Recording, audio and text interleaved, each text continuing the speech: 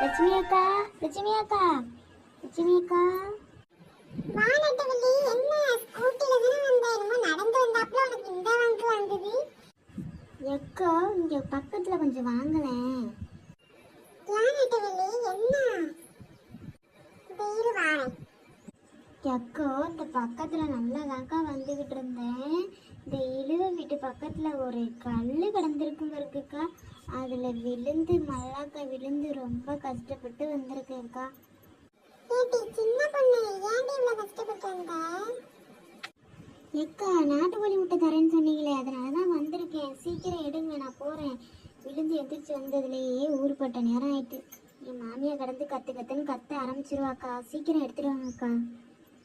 அட ஆமா சின்ன பொண்ணு, இரு வாரேன். கோழி முட்டை இருக்கான்னு பார்த்துட்டு வரேன்.